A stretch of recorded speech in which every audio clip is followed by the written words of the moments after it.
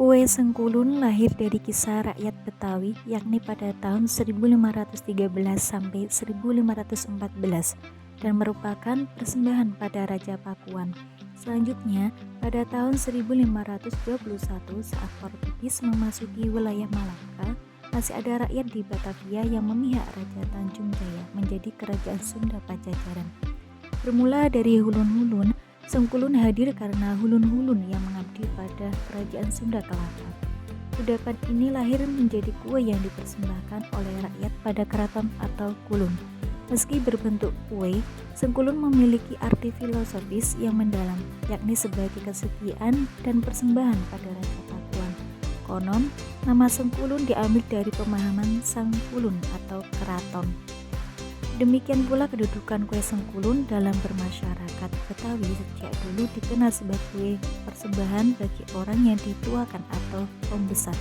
Kue ini memiliki posisi yang dipandang tinggi karena hanya khusus dibuat pada orang-orang yang dihormati.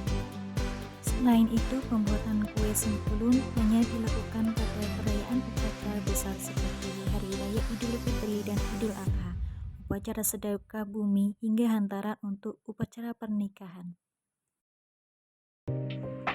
Berikut alat-alat dan bahan untuk pembuatan kue Sengkulun.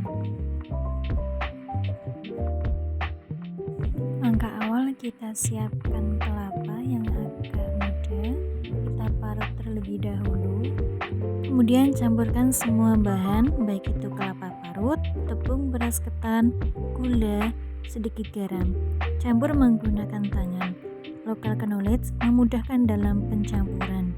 Sedangkan size-nya, dengan tangan kita bisa memastikan apakah adonan terlalu kering, terlalu lembek, atau sudah mencapai konsistensi yang pas, dan bisa memastikan gula, tepung, dan bahan lainnya terdistribusi secara rata di dalam adonan. Local knowledge menggunakan baskom lebih mudah dalam proses pengadonan kue. Menurut sains, pergerakan adonan bergerak secara alami mengikuti aliran melingkar sehingga bahan-bahan lebih cepat dan efisien tercampur tanpa penumpukan di satu titik.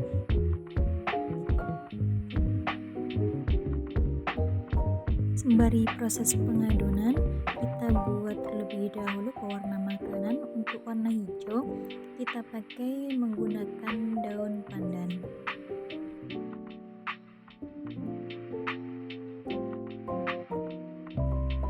Untuk warna merah mudanya, kita menggunakan buah naga. Dengan pewarna alami seperti ini, itu tidak akan mempengaruhi rasa dari kue Sengkulun yang akan kita buat.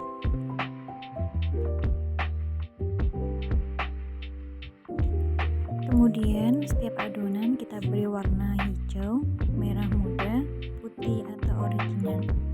Campur terus-menerus sehingga adonan berubah menjadi warna yang kita inginkan.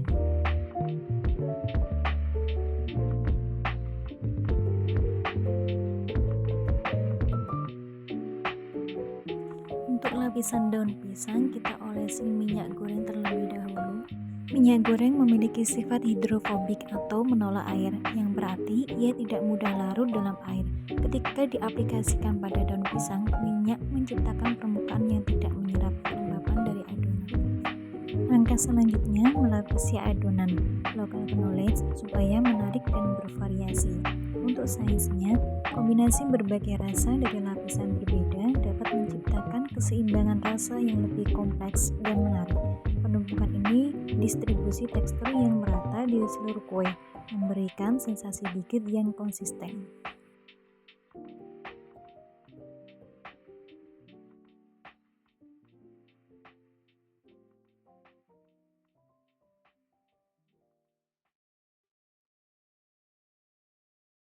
Untuk tahap berikutnya, pengukusan. Jadi berbagai bahan akan mengalami beberapa reaksi.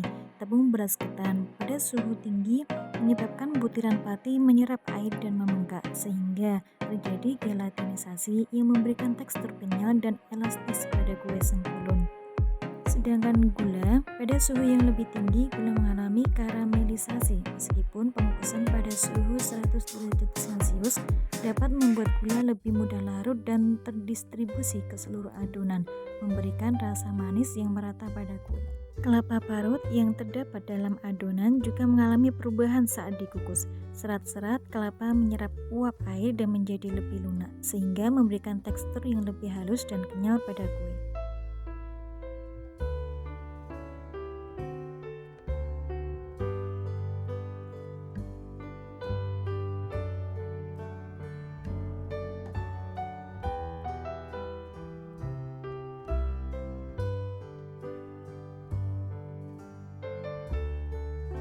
Demikian praktikum pipa pembuatan kue sengklun dari kelompok 2. See you next time.